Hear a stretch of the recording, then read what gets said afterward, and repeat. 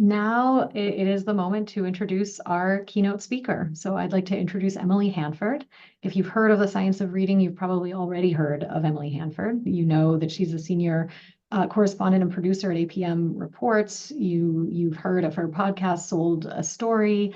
You know that her work takes a critical look at the way reading has been taught in schools, at the impact of that on students, and that she's looking to illuminate a new path forward. You may not know that she fondly remembers learning to read with the Frog and Toad books in the first grade, and that Charlotte's Web is her favorite children's book, mainly because of that closing line that so many of us remember, that it is not often we find a friend who's both a good friend and a good writer, but Charlotte was both. So today, Emily will share her insights and offer some new perspectives on how children are being taught to read in the US and some practical tips for volunteers, parents, teachers, and community partners to maximize their impact. Emily, over to you. Really happy to have you. Yeah, thank you so much. I'm really, really happy to be here. Thank you to both of you. Thank you to everyone who is here. What a great group of people. I've been looking in the chat as you've been introducing yourself.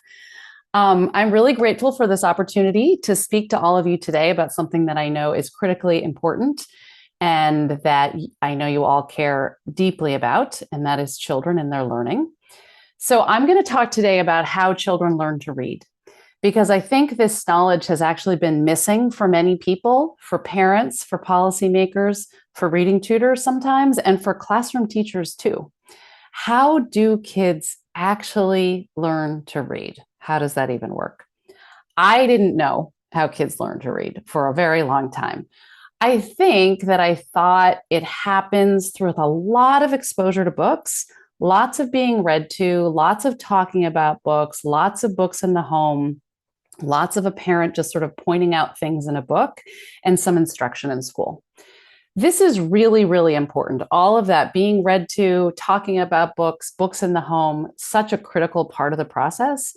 We should all be doing all that we can to encourage parents and other adults to read to children, to get books into kids' homes, to get children talking about books and excited about books. All of that matters so much.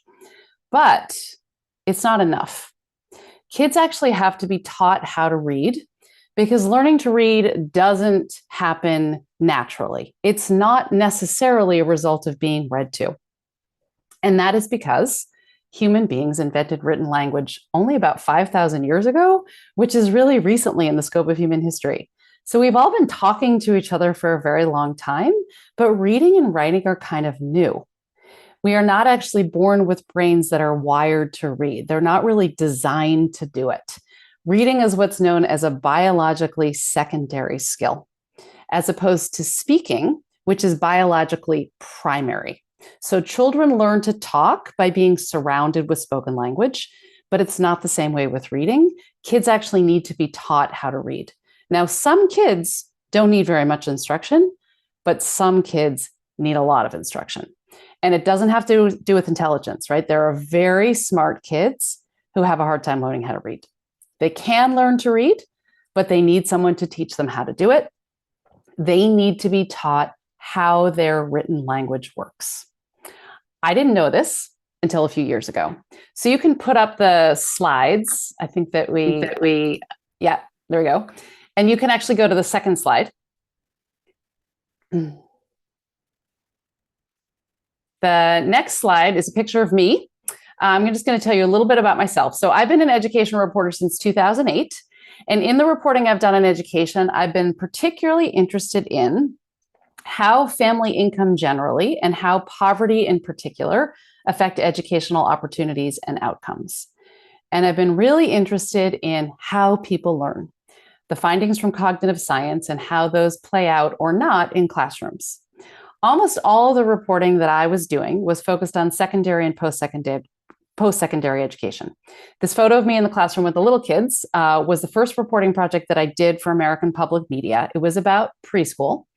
And then I didn't do very much on earlier elementary ed until I got interested in this question of how kids learn to read about 6 or 7 years ago.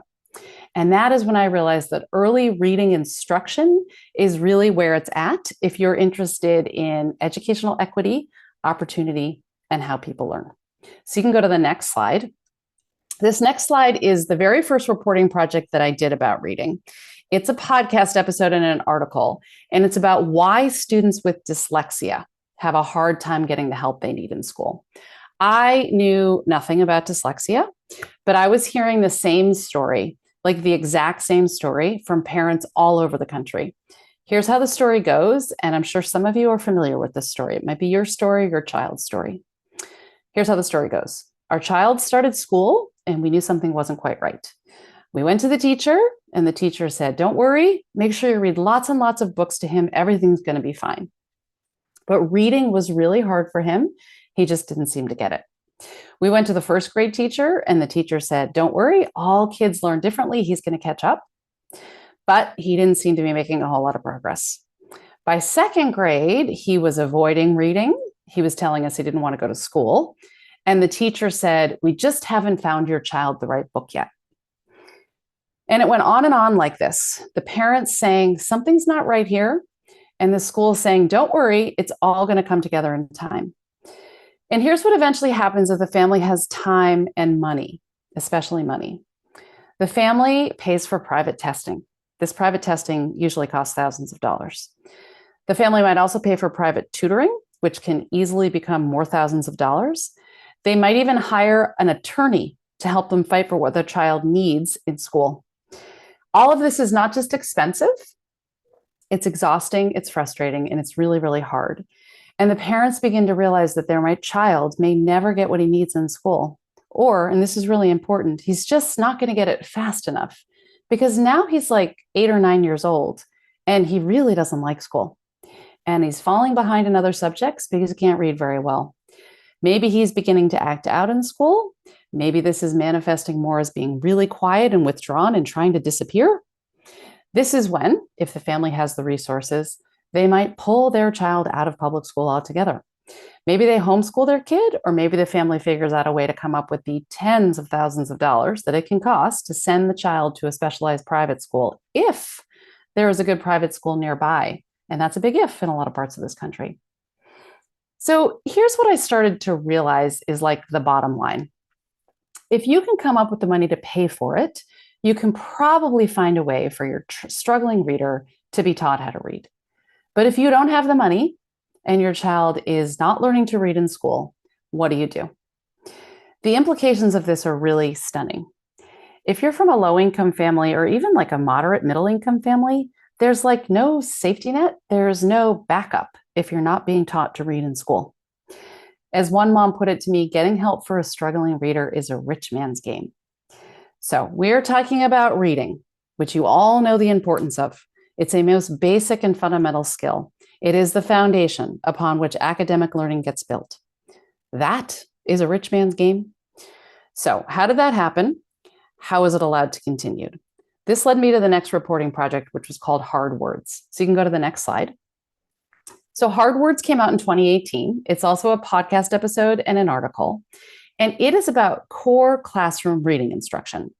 So not what needs to be done for kids who are struggling in particular, but rather what do all children, what do all people need to learn to become good readers?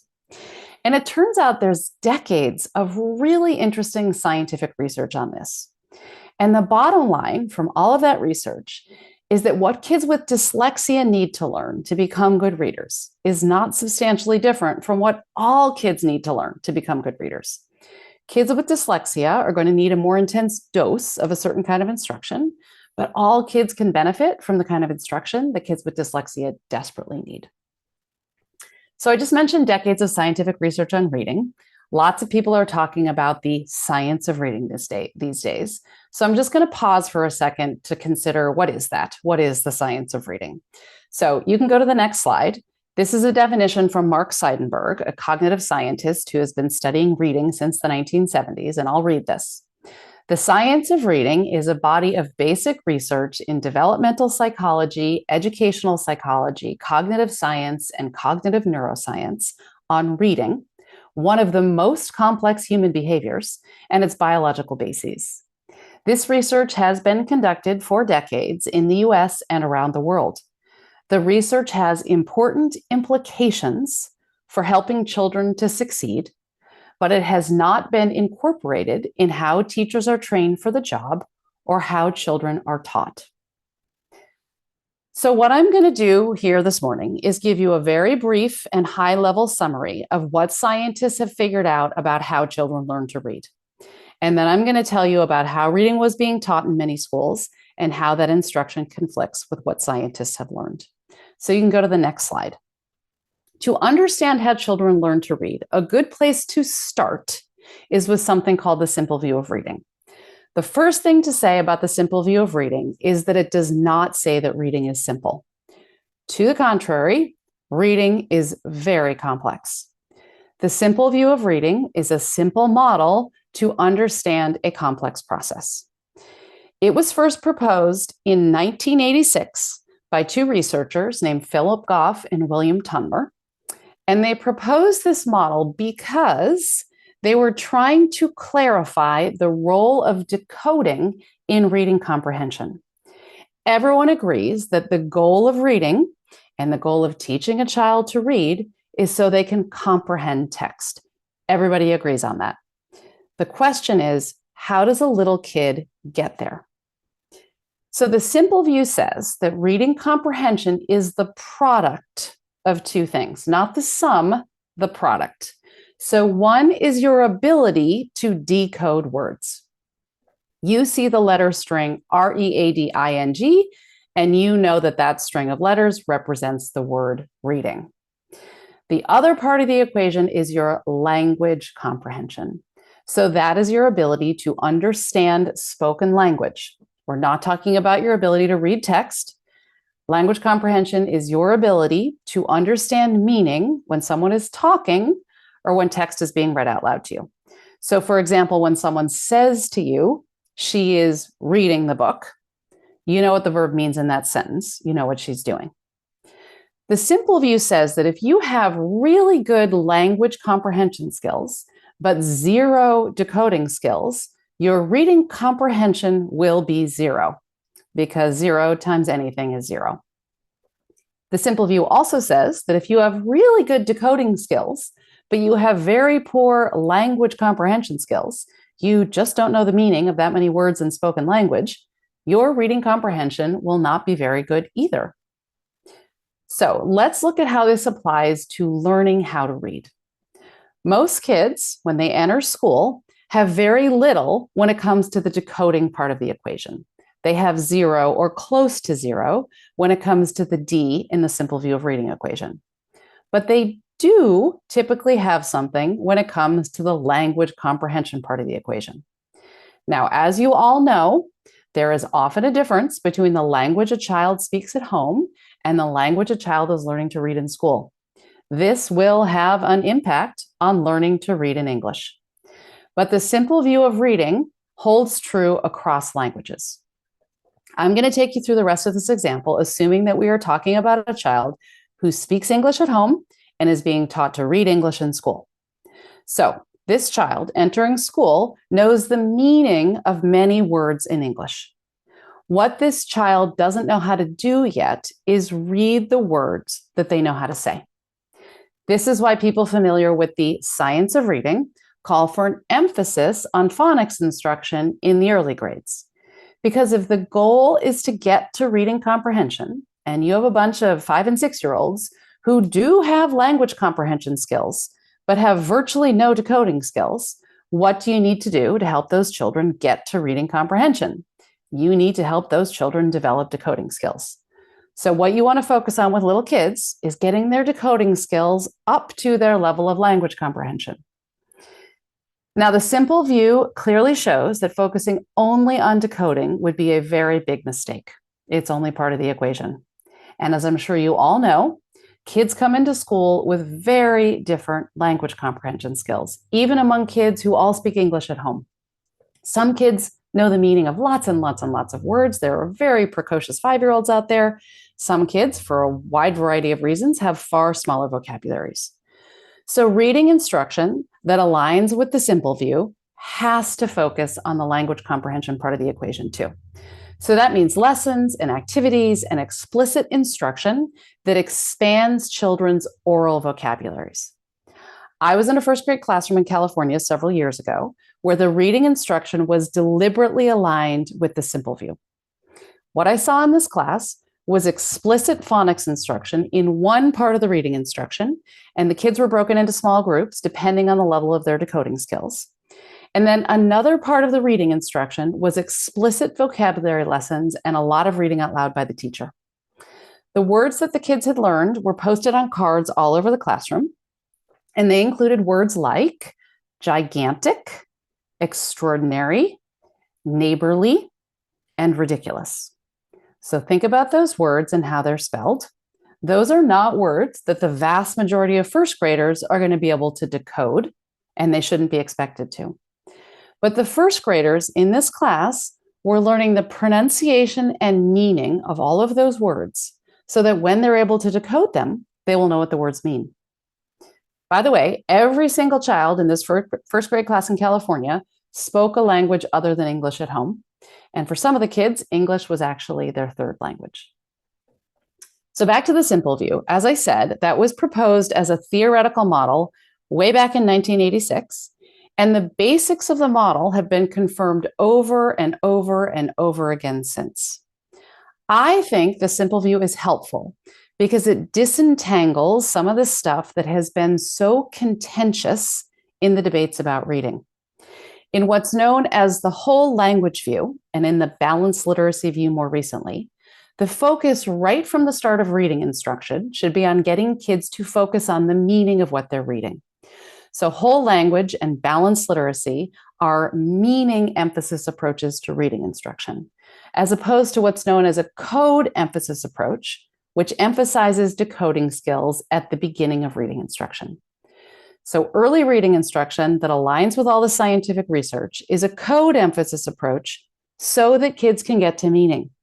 Everyone agrees that meaning is the goal. The question is, how does the little kid get there? So let me turn now to how children were being taught to read in many American schools. Kids were being taught strategies for figuring out written words. Strategies like these. You can go to the next slide. So this came home with a kid in their backpack, and these are all strategies for kids to use when they're reading, and they come to a word they don't know. And these strategies seem sensible enough. You get to a word you don't know, what can you do? You can look at the picture to try to figure out what the word might be. You don't want to completely guess, so look at the first letter. Look at how the word begins. That's going to narrow your choices. You can then check to see if you were right. You can reread the sentence using the word and see if the sentence makes sense. And if you're stuck, you can just skip the word and move on. Hopefully, you can get the gist of the sentence anyway. So what is up with this? What is the idea about how reading works that these strategies are based on? What's the idea about how kids learn to read? That's what I wanted to understand. That's what I started to get really interested in. And it turns out these strategies are based on an idea, a theory about how reading works. This theory was first proposed back in the 1960s before a lot of the research that I just mentioned earlier was even done. So you can go to the next slide. This theory from the 1960s is that readers use different kinds of information or cues to identify the words as they're reading.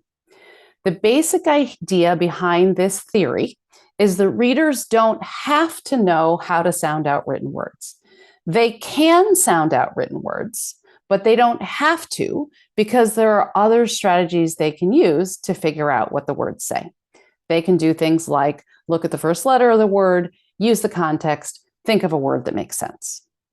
The problem is this, it turns out, is not the way that skilled reading works. It's not the way that skilled readers read. So you can go to the next slide. At a Loss for Words is a reporting project that I did in 2019. And it's about the theory I just told you about and about how this theory and the word reading strategies based on this theory became foundational in reading curriculum, assessments, and intervention programs that are popular in American schools that say they use a balanced literacy approach to teaching reading. But this cueing theory, as I said, isn't right. It's not how skilled reading works. And cognitive scientists were able to show this back in the 1970s and 80s.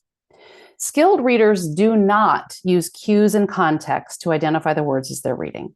In fact, what scientists discovered is that this is how struggling readers read. Struggling readers often have a hard time with word identification. Too many of the words that they come across are little mysteries, series of letters they don't know and can't quite figure out. So they use a bunch of other strategies to try to come up with what the words say. When they come across a word they don't know, they look at the first few letters and they try to think of a word that makes sense. And when they can't figure out what a word is using context clues, they skip the word. Often, they can get the gist of what they're reading this way. But using context, guessing and skipping words, this is not what reading is like when you are a skilled reader. What cognitive scientists figured out is that a key difference between skilled readers and unskilled readers is that skilled readers can immediately and accurately recognize words. They don't need to guess or predict or use context. Skilled readers know tens of thousands of words instantly on sight. In fact, if you're a skilled reader, your brain, which wasn't designed to be able to read, has gotten so good at reading words that you process the word book faster than you process a picture of a book. So how did your brain get so good at that? It happens through this process known as orthographic mapping. And I think knowing just a little bit about orthographic mapping is key to understanding why teaching kids how to decode words is so important, and for understanding why teaching kids the cueing strategies I mentioned before is not a good idea. So here's a quick and simplified explanation of orthographic mapping. It's basically the process that we use to store the printed form of words, written words, in our long-term memory. So the way you do that is by attending closely to how a written word is spelled, and then linking that sequence of letters to the word's pronunciation and its meaning. So for example, a child coming into school probably knows the meaning and pronunciation of the word cat. That written word gets orthographically mapped to her memory when she links the sounds k, at, to the written word cat. So that requires an awareness of the speech sounds and words. That's phonemic awareness. It requires an understanding of how those sounds are represented by letters. That's phonics. So you need phonemic awareness and phonics to orthographically map words into your long-term memory. Once a word has been orthographically mapped to your memory, you know it in a second on sight. You can't suppress your ability to read the word.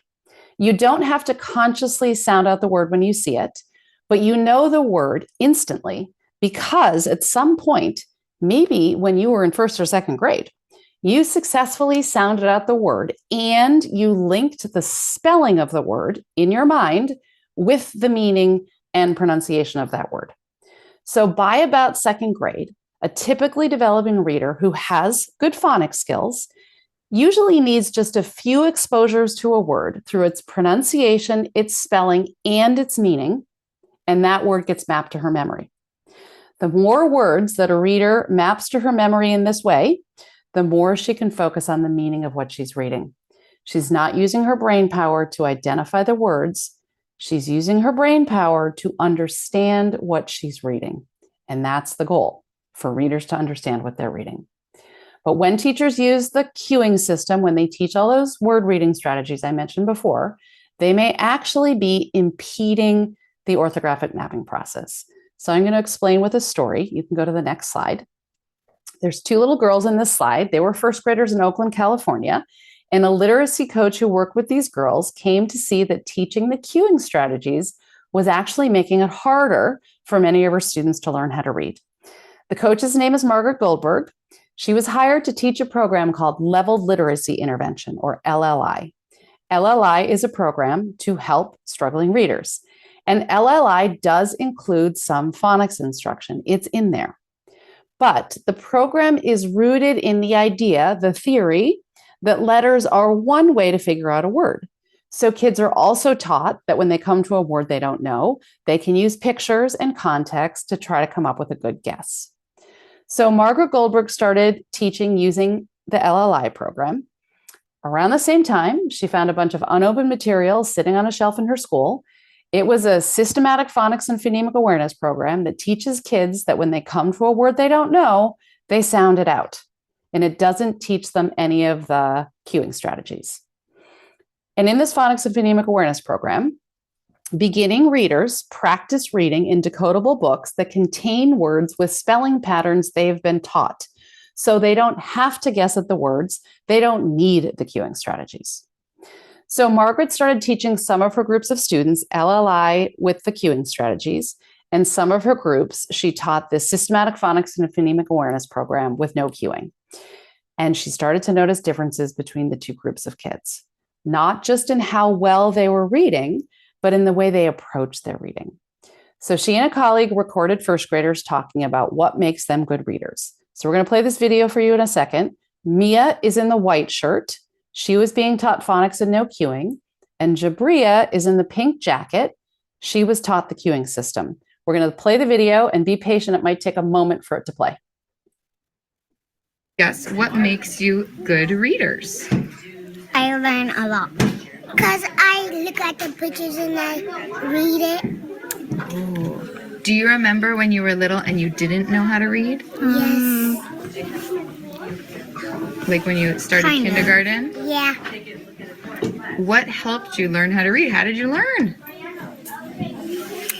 By looking at the pictures, Anything else? looking at the words and sounding them out. So Margaret Goldberg was seeing this over and over in her two groups of students. One group was taking away from their reading instruction that reading is about looking closely at words and sounding them out. And the other group of children was being taught that when you come to a word you don't know, you don't have to look carefully at the word and try to connect the spelling with the pronunciation and the meaning. Instead, you can look away from the word. You can look at the pictures, you can look at the other words in the sentence. Basically, you search around for clues to help you identify the word. But remember, orthographic mapping, the way you remember the written words, it requires you to look carefully at the words so your brain can link the spelling with the sounds and the meaning. And those cueing strategies actually teach kids to look away from the words. So here's what Margaret Goldberg said to me about the kids who are in her LLI groups. She said, I did lasting damage to these kids. It was so hard to ever get them to stop looking at a picture to guess what a word would be. It was so hard to ever get them to slow down and sound a word out. Now, as Margaret was noticing the differences between these two groups of students, she was discovering the scientific research on reading. It was not stuff she knew or had ever been taught. And she was shocked by what she was learning and how different it was from what the curriculum materials, what the programs she was being told to use were telling her about how reading works. But what Margaret was learning from the curriculum materials about how reading works is what a lot of teachers were learning about how reading works, because instructional approaches that include those cueing strategies and that idea about reading were all over American classrooms. Now, there's a lot to think about and discuss when it comes to what all of this means for the work that many of you do and the things that you care most about. I hope we can get into some of that in the questions. I'm going to sum up here by saying that something I think about a lot is how much goodwill there is in our world. Despite what it sometimes looks like when you watch the news or read the paper or check social media, there are so many people in our country and in this world who want to make things better. And there are so many people who want to help young children in particular to give whatever they can to help young kids thrive. This includes people who write to me all the time to say, I want to tutor a child. I want to help a kid learn how to read. How do I do that? And I want to be able to answer their question. And I wish there were a one-stop shop everywhere in the country, a good place for them to go to get matched up with a child who needs their help. They don't all have what you have in Florida. And just as much, though, I want to make sure that all of these adults that would be tutor get the training they need to be effective with a child they want to help. I think there are too many well-meaning people who are tutoring kids without the knowledge. Just like teachers didn't have the knowledge for so many years, tutors haven't had the knowledge. The knowledge, the materials, the supervision, the support, the diagnostic tools to really be effective, to really be using their time to really help kids learn those skills that they need, those foundational skills to become good readers. There is a great need for this in our world right now. Thank you to all of you who are here today, who give your time, the most valuable thing we all have, to help children. You can go to the next slide. I'm going to leave you with a reading list. These are 10 things that I found really useful in learning about the science of reading. I could have put 100 things on this list. You don't have to write all of this down. You can find this list on the Sold a Story website. It's soldastory.org, or just Google Sold a Story reading list. You'll find it. So thank you for listening today. I look forward to your questions. Thank you very much. Thank you so much, Emily. Now everyone knows why we thought you'd be the perfect person to join us this morning. I feel like I have a slight advantage having discovered your work and had time to process. And I know, you make the science so accessible that I thought differently about the way I read to my 3 and 5-year-old. Yay. And I've got all kinds of questions, and we've had some in the Q&A as well. But I wanted to start just in the spirit of Reading Pals today. I know that you have at times taken off your reporter hat and gone into a classroom. So if you were to share tips for tutors, you're sharing them sort of firsthand. What would you say that tutors need to know working with young children? Sure. And actually, when I go into classrooms, I often have my reporter directly on. I feel like a lot of this reporting came out of many years of spending quite a lot of time in classrooms, observing practice. And I actually think one of the reasons I've gotten so interested in this reporting and stuck with it for so long, and why it's actually made a big impact, is I think there's a decent amount of education journalism that is importantly involved with sort of the policy and politics, but isn't a lot of like really looking and seeing what's happening in classrooms. So I'll tell you that I've spent so many hours in classrooms all over the country, and I certainly have around all of this reading stuff. So, and I actually have spent a little bit of time doing some volunteer tutoring. I've been learning a little bit myself about how to help a child learn how to read. I think one of the most important tips that I can give, I'll just reiterate what I said at the end, and I don't know very much about the training that you give, but I do really feel like it's very important to equip tutors with this basic knowledge of how reading works. Because even as you said, right, that just some of that basic knowledge made you read a little bit differently to your 3 and 5-year-old. I think there's something about having this general understanding that doesn't answer all the questions about what you do in every second, but I think it helps you understand something about the different pieces that are so important and that are important to focus on and to sort of support kids in. I think another thing that's really important, if you've listened to the Sold a Story podcast, there are 6 original episodes, and there are 4 more episodes we've produced since, and they're all sort of about what's happened since the podcast and some of my thoughts about some of the legislation and some of the reaction to it, and sort of digging deeper into some of these questions about how kids actually learn. I think something that's so important to keep in mind is that most kids need more really explicit instruction in how written language works than they've typically been given in a lot of American schools. But there's also what most of us know about reading and how it works is stuff we eventually start to teach ourselves through reading. So it's so important to get volume of reading, and getting kids reading a lot and getting kids into books is so critical. But you can't think that is going to lead to reading. You have to really make sure that the foundation is set. And then you really have to send those kids off and just give them tons and tons of exposure, because our ability to get solid with knowing those words and really being able to understand what we read comes through the practice of reading. But I think we haven't in general done right by that early foundational of what it takes for a lot of kids to read. And there are definitely kids who are fine without much instruction. I think I was one of them, and I think my 2 kids were among them, which is why I didn't really think about this very much until relatively recently. I didn't think about it much when my kids were little. So, but anyway, I guess to sum up, what I will say is it has been profound for many teachers to just understand some of the basics of how kids learn to read. I think it could be equally profound for parents and tutors, and I'd really like to get that information. It doesn't answer all of the questions, but I think it leads people in the direction of asking more of the right kind of questions about what they need to know and what they need to do. Right. I mean, I think about preschool classrooms. We spend a lot of time in the birth to 5 classrooms. And what I take from what you shared is that the focus on vocabulary, on more experiences, on talking about more things, early learning teachers don't necessarily need to worry about the letters and letter sounds that children will get to later. And we've had a lot of questions in the chat about what if we have limited time? What if we're not a tutor, we're just a volunteer? What if, and I can sort of guess at what you might answer there, but do you want to share some of that? Absolutely. I mean, as you can see from what I described, obviously sort of the language skills are so critical. And ultimately sort of your reading ability really rests upon that foundation of your spoken language skills. So a lot of kids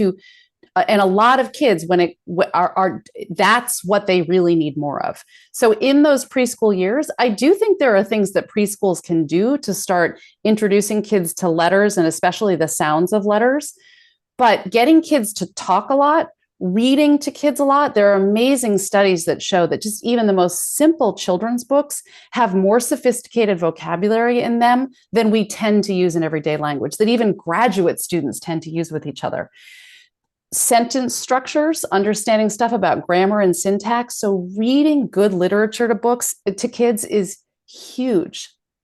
Encouraging kids to learn how to speak in full sentences. That is a huge thing that can be done in preschool. I'm looking now at some school districts that have been successful with reading instruction. And I think a lot of it comes down to what they do in or a big part of the foundation is preschool. And it's a lot of getting kids to speak in full sentences and to understand something about the way English language works. Because when you have that good foundation of vocabulary and an understanding of English grammar, it facilitates the process of learning to read so much. It's not enough. It doesn't mean that reading skill will automatically flow from that, but reading skill will not come without that.